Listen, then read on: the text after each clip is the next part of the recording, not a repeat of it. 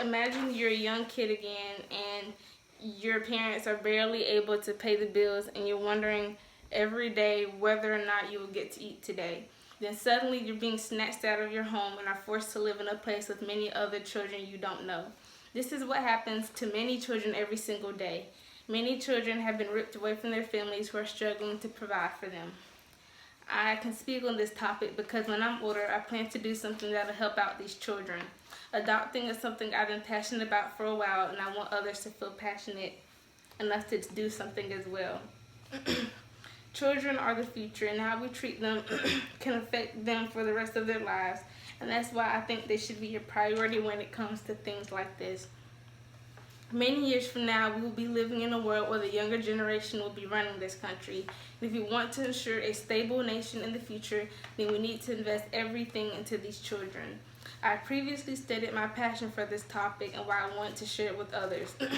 Now I'll be explaining the things that can be done in order to fix this worldwide problem. I'll also be establishing the issue and its prevalence in our society.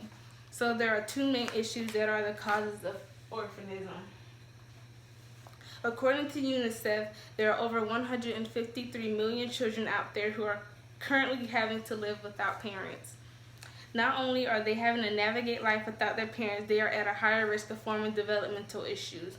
These disorders could have a negative effect on how they interact with others and how they deal with their strong emotions.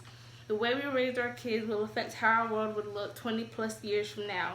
Our children are the future, so this is why it's important to treat them and raise them as best we can and provide them with substantial resources. Poverty is a leading cause of orphanages because when a parent doesn't have enough money to buy the things necessary to sustain their kid's life, it can lead to many health issues, and social services will deem their household as unable to properly care for their children. The lack and misuse of social services is another big deal. Many social service departments are too quick to put the child in a group home instead of doing everything they can to keep the child with the parent. There should be more resources and more willing people to fix poverty and assist parents who may be struggling to feed their children. There are a lot of resources out there that help with families who are struggling, but you can never have too many. These programs and organizations need the support of their community to actually make a difference. Another solution is to increase employment.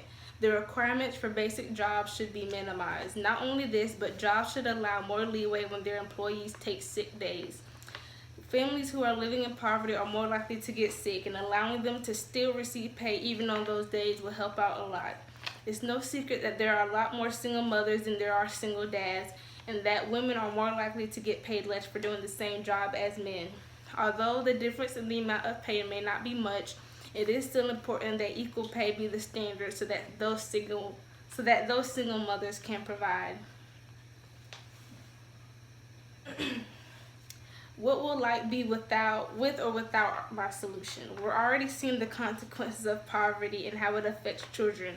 Because a parent won't be able to sustain their kid's life, they'll be forced to give the child away, and tearing a child away from his family can be detrimental to their development. Imagine if you had a kid and you weren't able to provide them with the things they needed and wanted. Wouldn't you want people to help you out as well? Our world could become even more of an unstable mess than it already is, but if we continue to treat these children this way. The benefits of following through with these solutions will generate a safer society and lower the likelihood of criminal activity. Poverty is one of the main reasons why people join gangs and partake in a life of crime. Many of these criminals have been engaging in this lifestyle since they were little. I know many people who were raised in lower income households and have been drinking, stealing, and things of that nature for many years now. A study done by the Minnesota Psychological Association shows that a child who was raised in a one-parent household is more likely to experience psychological problems. Now imagine what happens with kids who are raised with no parents. Now that you know the severity of the issue of a child being rendered parentless, it's time to know exactly what kind of things you can and should do in order to fix this issue. There are many things to do to help. Donations are a small way to help, but they do help. These organizations can't just run on their own. They need money, and not all of them receive government funding. Not only this, but nobody should be scared to fight for their rights. And if you ever see something such as unequal pay non-paid sick days, or something of that nature, then you should be able to fight against those things that can possibly spark new laws and changes in surrounding areas. One could even adopt or foster some of these children to give them some sort of parent figure in their life. All a kid wants is and needs is a loving home, and you could be that for them. This would be a big step to take, but if you really feel like you were called to do this, then don't be afraid to do something that would help someone else. One organization you could donate to is called the Miracle Foundation. They are a program that works to support kids while they are in orphanages while doing things to reduce the need for them. They have been active for 20 years and have done a lot of things to help.